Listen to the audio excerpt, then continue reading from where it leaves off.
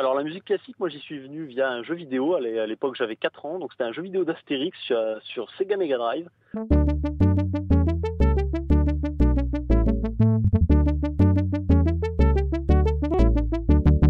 Donc ça remonte à 1995.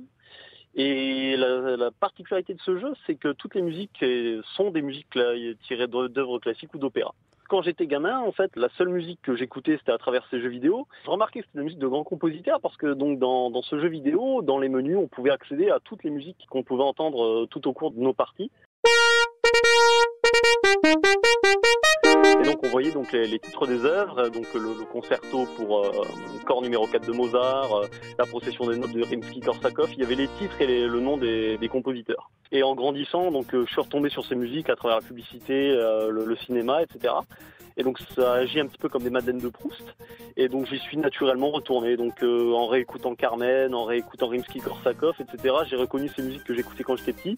Et donc c'est comme ça que je suis revenu progressivement vers la musique classique. Donc j'ai téléchargé, forcément. J'ai pas toujours été très honnête de ce côté-là. À travers la radio aussi, donc France Musique, Radio Classique, je me suis reconstitué une bibliothèque d'œuvres de musique classique et d'opéra. Et qu'est-ce que vous y trouvez ?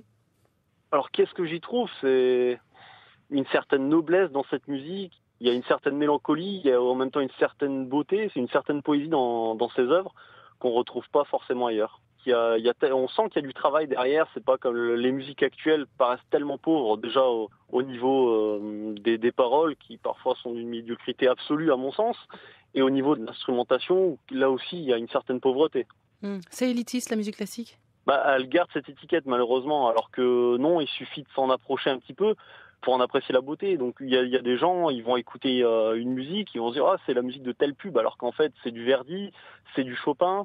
Et pourtant, c'est une musique, au final, et on se rend compte qu'ils l'apprécient, parce que si elle est utilisée dans la publicité, c'est notamment parce qu'elle est susceptible de plaire. Je sais que chez moi, c'est une musique qui ne déplaît pas lorsque les gens entrent chez moi. Les jeunes qui s'intéressent à la musique classique sont peut-être pas nombreux, mais il y en a, et il y en a beaucoup qui travaillent pour la faire apprécier. Il y a des jeunes de mon âge qui ont des chaînes YouTube et qui cherchent vraiment à montrer aux jeunes que cette musique, elle est accessible à tout le monde, surtout à l'ère d'Internet. Cet art-là ne doit pas rester l'apanage de quelques-uns et doit vraiment s'ouvrir à tout le monde, parce que la musique classique est populaire, quoi qu'on en dise.